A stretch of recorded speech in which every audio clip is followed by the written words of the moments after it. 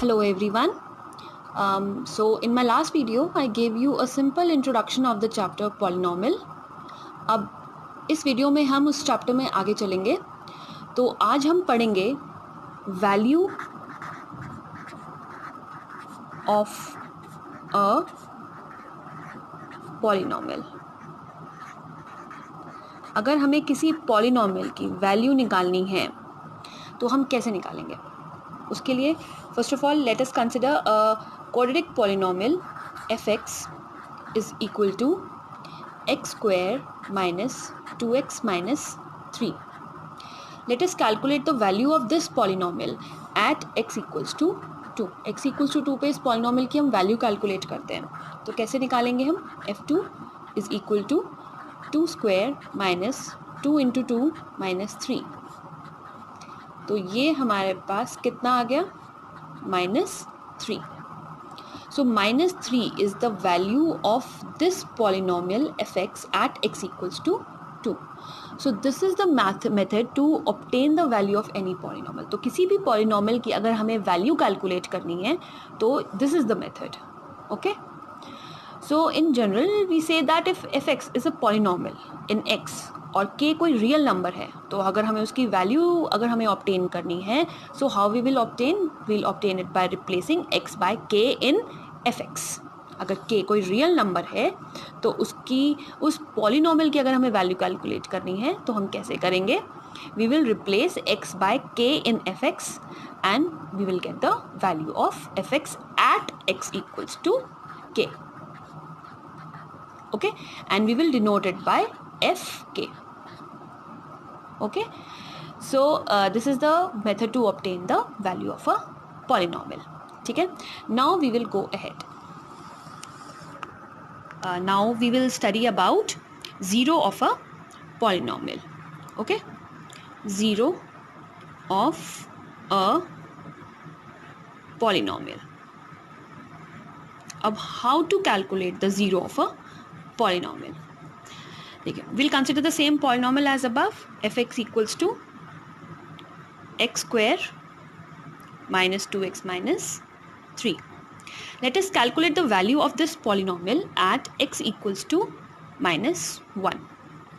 So f minus 1 will be equal to -1 का square -2 into -1 -3. तो क्या आ जाएगा मेरे पास? 1 + 2 - 3, that means 0.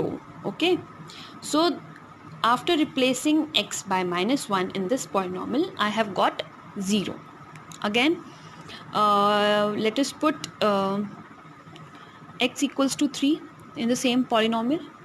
So what I will get?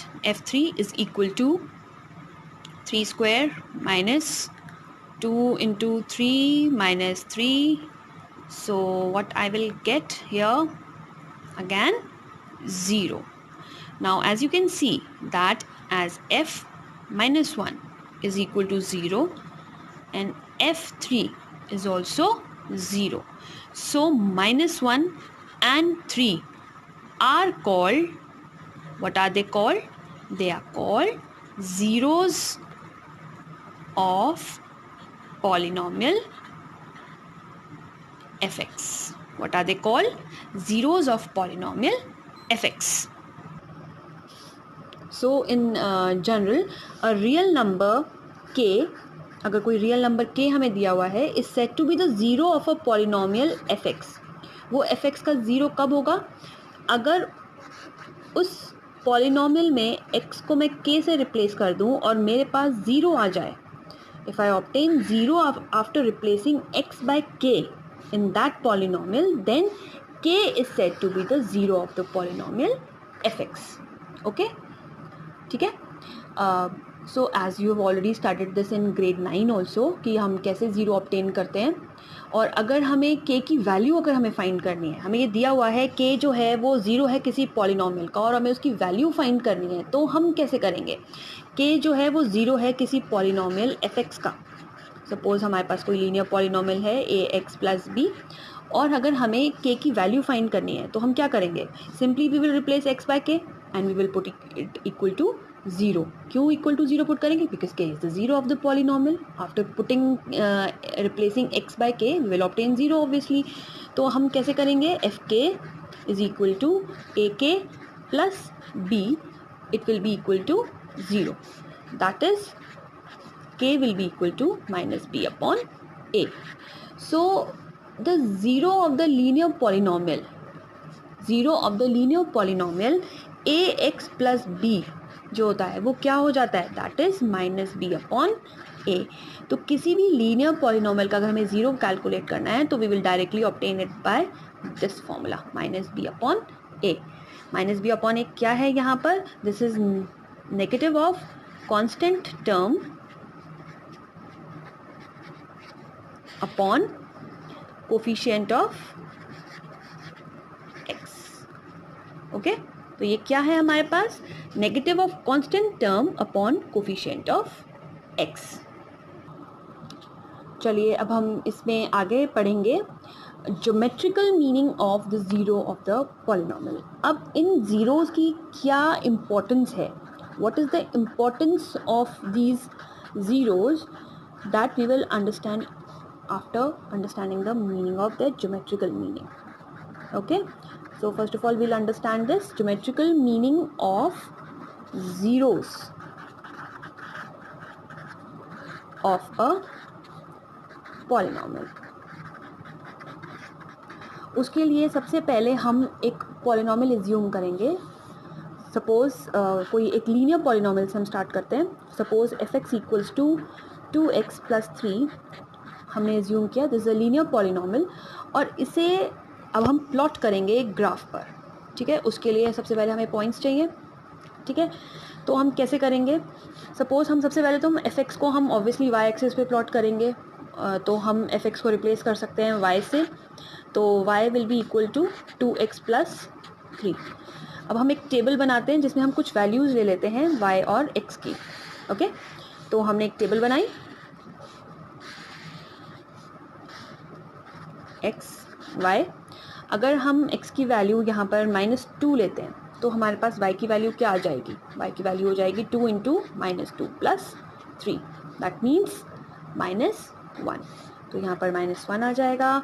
अब हम कोई एक और वैल्यू ले लेते हैं, सपोज वी टेक 2। अगर हम 2 ले लेते हैं यहाँ पर तो क्या वैल्यू हो जाएगी इसकी? 2 प्लस 3 दैट मीन्स 7। तो अब हमने यहाँ पर इसकी वैल्यू 7 ली। चलिए अब हम इसे ग्राफ पे प्लॉट करते हैं। So this is my graph and I have to plot -2, -1 and 2, 7 on this graph. This is my origin, this is x-axis, this is y-axis, and I'm going to plot fx here. So ऐसे हो जाएगा। तो सबसे पहले मुझे plot करना है -2, this is 1 2 3 4 -1 -2 -3 -4, this is 1 2 3 4 5 6 7 -1 -2 -3 -4। अब हमें प्लॉट करना है -2 एंड -1। सो ये मेरा आएगा यहाँ पर कहीं पर। ठीक है, तो ये हो गया -2 -1। Now I have to plot 2 7 2 and 7, तो ये आएगा कहीं यहाँ पर। ठीक है, चलिए अब हम इसको ज्वाइन कर लेते हैं इन दोनों पॉइंट्स को। So as you can see that after joining these two points I have got a straight line. तो ये मेरे पास कौन सी straight line है? This is y is equal to 2x plus 3. Okay. Now as you can see from the figure, this graph of y equals to 2x plus 3, it intersects x-axis at just midway between -1 and -2. तो ये कहाँ intersect कर रही है? -3/2 0 पर। कहाँ intersect कर रही है? -3/2 0 पर। And also we know how to calculate the zero of the polynomial 2x plus 3। कैसे कैलकुलेट करते हैं हम? -b/a। ठीक है, अभी हमने पढ़ा था। तो 2x प्लस 3 अगर हमारे पास है और इसका अगर मुझे ज़ीरो कैलकुलेट करना है तो मेरे पास क्या आएगा? -3/2। So zero of the polynomial 2x plus 3 is the point where it cuts X axis. तो जहाँ पर ये एक्स एक्सिस को कट कर रहा है वही इस पॉलिनॉमियल का ज़ीरो है। So in general we say that the linear polynomial fx equals to ax plus b, where a is not equal to 0, has exactly 1 0 where it cuts or intersects x axis. तो जहाँ पर ये x axis को cut करता है, जैसे कि इस ग्राफ में you can see that it is cutting x axis at -3/2 and this is also the zero of this polynomial. तो हमें इससे क्या पता चलता है कि ज्योमेट्रिकल मीनिंग क्या है, इससे हमें क्या पता चलता है ज्योमेट्रिकल मीनिंग के बारे में, कि the linear polynomial has exactly 1 0, और ये वो जो ज़ीरो है वो कौन सा ज़ीरो है, वो वही है जहाँ पर वो एक्स एक्सिस को कट करता है. Okay. Similarly for quadratic polynomial also, quadratic polynomial अगर हमारे पास है f x equals to a x square plus b x plus c, अगर ये हमारे पास क्वाड्रेटिक पॉलिनोमियल है, सो इसका जो ग्राफ होगा वो कैसा होगा, वो एक पैराबोला होगा. कैसा होगा? एक पैराबोला होगा, जहाँ पर ये या तो एक्स एक्सिस को कट करेगा at any 2 points like this, 2 points पे कट करेगा, ठीक है, या तो फिर ये एक्स एक्सिस को एक ही पॉइंट पे कट करेगा, या फिर आप कह सकते हैं कि उसके जो दोनों ज़ीरोज़ होंगे वो एक ही पॉइंट पे कोइंसाइड करेंगे लाइक दिस. या फिर ये कैसा होगा, या तो ये कम्प्लीटली अबव होगा जहाँ पे ये एक्स एक्सिस को टच भी नहीं कर रहा होगा, या फिर ये completely below the x axis होगा, completely above the x axis और completely below the x axis. So what we can say, we can see geometrically that the quadratic polynomial have either, या तो उसके 2 distinct zeros होंगे, या फिर 2 equal zeros होंगे,